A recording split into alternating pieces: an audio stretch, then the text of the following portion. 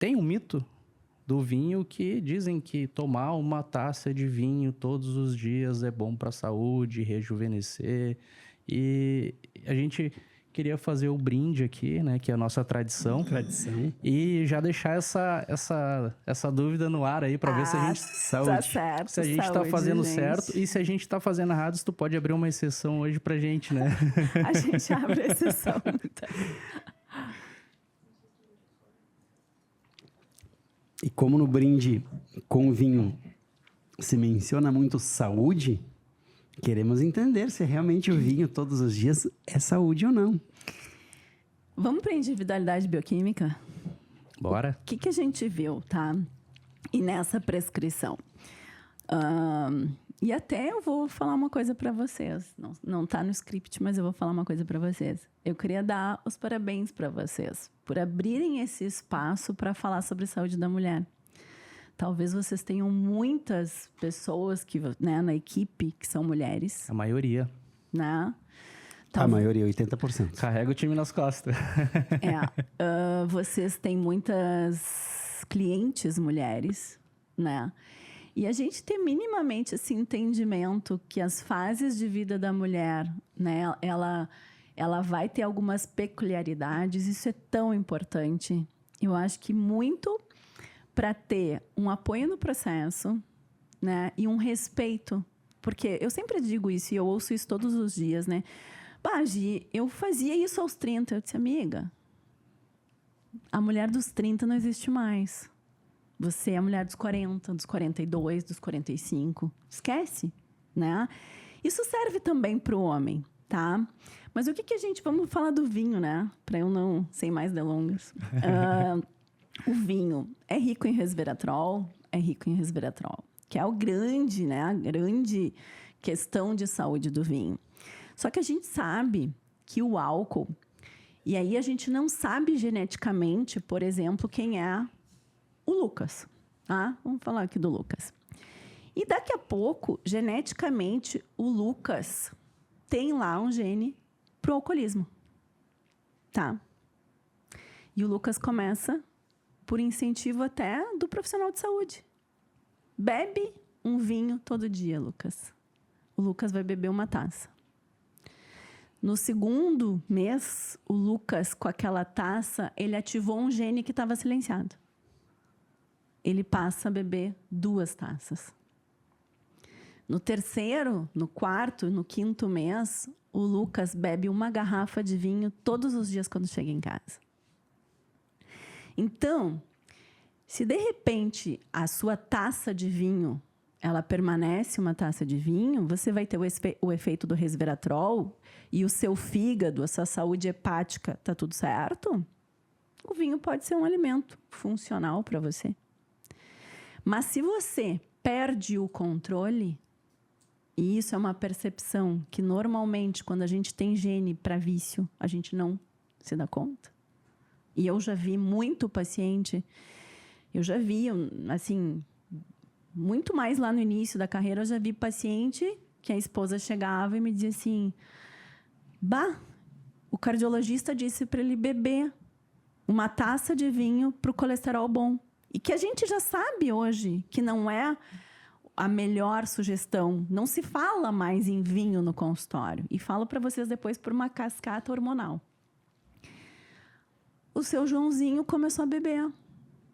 Mas, Gisele, quando eu vi, ele estava com um galão de vinho, aquele mais maloqueiro, escondido dentro da cozinha. E quando eu vi... Ele passava a tarde inteira dormindo, que eu achava que era uma depressão ou não. Ele virou um alcoólatra aos 60 e poucos anos, por uma orientação profissional.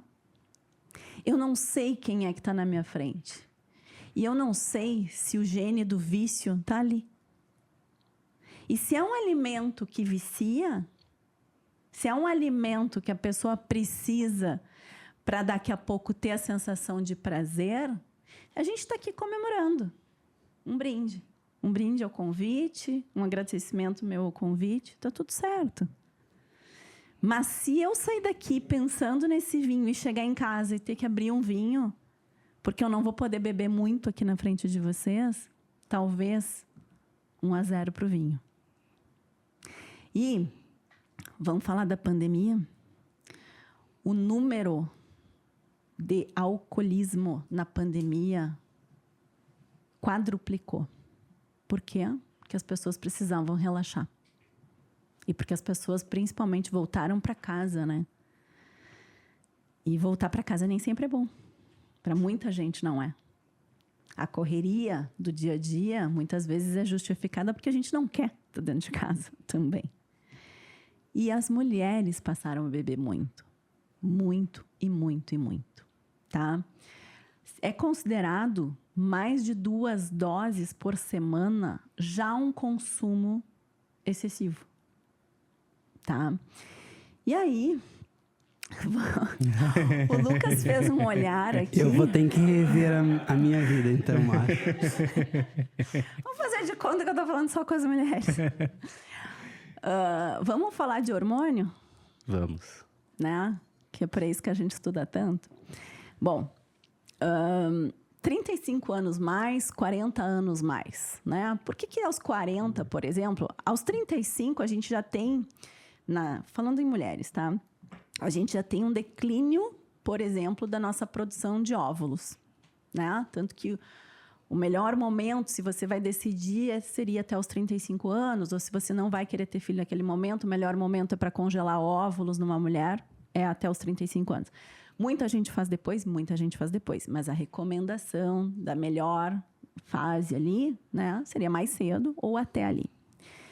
O que acaba acontecendo muitas vezes? A gente já começa aos 40 anos, uma palavra quase feia, a gente começa o nosso processo de climatério.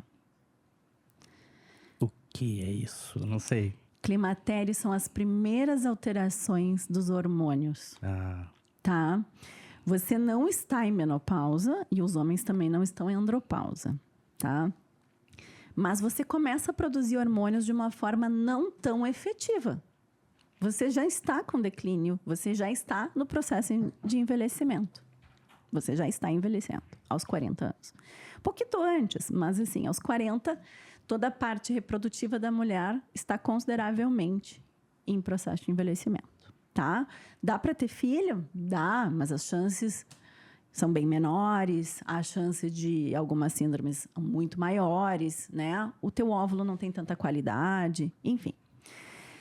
Vamos voltando para o hormônio, falei ali na questão de óvulo, mas para mostrar, é uma prova, né? Que todo mundo sabe disso. Se a gente já não está tão bem para reproduzir, a gente também não está bem para produzir hormônios normais. Estrogênio, progesterona, estradiol, testo, tá? Porque a mulher também produz testo. Nosso ovário faz isso. E aí, o que acaba acontecendo? Quando eu uso a bebida alcoólica com muita frequência, a primeira rota de um hormônio produzido lá no meu ovário é sempre uma via hepática. E a segunda rota é uma via intestinal. A rota do hormônio produzido pelo homem é hepática e depois é intestinal. Existe uma necessidade de uma ação no fígado, tá? De enzimas hepáticas para que a gente consiga fazer a rota da produção hormonal ficar adequada. E a gente precisa muito de um intestino com uma mucosa e com uma flora muito saudável para desconjugar hormônios, mandando uma fase que a gente não quer mais fora, ou para recaptar hormônios, que no caso da mulher é péssimo, essa recaptação intestinal. Quais são os órgãos mais afetados pelo álcool? Fígado e intestino. É uma concorrência desleal com a tua produção hormonal. Ah, mas tudo dá certo. A chance que comece a dar errado é muito grande. Né? Por exemplo, uma mulher que faz lá com seu ginecologista terapia de reposição hormonal e que bebe, ela não tem os efeitos tão positivos como a mulher que faz a terapia de reposição hormonal e não bebe. Então, gente, baseado nisso, vocês me entendem? É esse o meu senão, né? É esse a minha questão. A gente tá bem, principalmente quando tá produzindo hormônio. A gente tá bem quando a gente tem massa muscular. O vinho é um grande problema para o nosso tecido muscular. Um vinho, né? O álcool, que é o álcool que é a droga, né? Então, esse uso esporádico, comemorativo, tudo certo. A grande questão é tornar o álcool um hábito. Hoje eu posso dizer para vocês, que saiu em pesquisas muito recentes e em guias de saúde, que o álcool e o câncer de mama têm uma relação muito íntima. E não só o câncer de mama. Os cânceres hormônio dependentes. Por quê? Porque justamente todo esse metabolismo que é necessário que o fígado esteja muito saudável e que o intestino esteja muito saudável, eu tenho um agressor sempre fazendo a parte ali da bagunça. É por esses dois órgãos se utilizarem, digamos que da mesma rota. Hormônios utilizam essa rota e álcool utiliza essa rota. É esse o meu perrengue, né? É esse, e eu sempre gostei, mas eu mudei muito o meu conceito de consumo, principalmente quando eu li sobre associação com câncer de mama. Porque aí eu não vou ficar... Eu tenho familiares que tiveram câncer de mama. Eu não vou ficar riscando fósforo do lado de palheiro, né? E hoje, a gente às vezes atribui a pílula contraceptiva, ou é a terapia de reposição hormonal, o câncer de mama, ou os outros cânceres. Gente, são aquelas escolhas que a gente faz diariamente. Diariamente. E um conceito desse relaxamento que eu acho que precisa ser revisado, né? Esse relaxamento, porque na verdade o vinho atrapalha o sono. A gente acha que dorme melhor. Na verdade, a gente está chapado, né? A produção do sono REM, que é o sono profundo, ela não é melhor com vinho. Você capota. Assim como quando você usa outra droga ou medicação. Você capota. Você não pega no sono fazendo todo o processo. Então, assim, são alguns itens. Me chamem de chata, eu tenho certeza que vai ter lá os comentários que mulher é chata. Me convenceu. Aline, tá ferrada. Mas e a relação... Claro, você falou que o motivo óbvio é o álcool. Mas entre a relação assim... Tá, se eu tomo uma taça de vinho ou eu tomo, por exemplo, uma cerveja, ambos vão dar o mesmo efeito negativo ou o vinho, por ser vinho, ele é menos prejudicial? É a presença do álcool, é a quantidade do álcool. Eu acho que sim, eu super entendo, né, a tua pergunta. Eu acho que o vinho, sim, tem substâncias antioxidantes fantásticas, tá?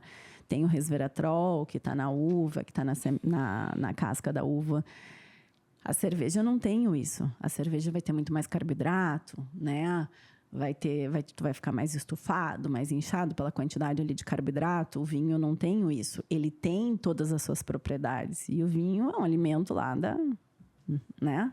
Exato. Da época de Cristo. O problema todo, eu acho que é o jeito que as pessoas colocaram ele nas suas vidas. Porque a gente bebe o vinho, mas a gente passou o dia inteiro sentado. A gente bebe o vinho e a gente manda ver num prato com arroz, feijão e massa. A gente bebe o vinho e toma suco de caixinha. A gente bebe vinho e vai 1 hora para a academia por dia e senta a bunda na cadeira as suas outras 12 horas. Entende? É diferente. Aí eu concordo que também é diferente de toda a história da humanidade. A gente nunca foi tão sedentário. E mesmo nós aqui, que eu sei que praticamos atividade física. O número de horas. Então, esse conceito do fígado também está associado a esses outros hábitos, tu entende? Agora, a escolha da bebida, de pior ou melhor, claro, quando eu combino com os pacientes, eu não vou deixar de beber. Ok, escolha tua, vamos tentar, né, fazer com que tu emagreça bebendo, né? Porque eu não faço nenhuma dieta, assim, a dieta do vinho, não há. Mas, vamos ver. Bom, daqui a pouco a gente vai usar uma que tenha um teor menor, ou daqui a pouco a gente usa uma que tenha um teor maior, mas que você bebe menos, ou que a sua frequência fique menor para encaixar. Mas sempre, nunca uma pessoa vai sair. Se a pessoa me diz, eu bebo todo dia, eu sei, amigo, escolhe. A vida é feita de escolhas difíceis. Escolhe teu difícil. Se deixar de beber, mas talvez o shape que tu queira também tu não vai ter. Não vai ter. Talvez a saúde que tu queira também tu não vai ter. Talvez a tua saúde hepática tu também não vai ter. Talvez tu vai ter sempre um intestino que tá bagunçado, né? E talvez tu tenha que te dar conta em alguma fase da vida que tu tá usando isso como um anestésico.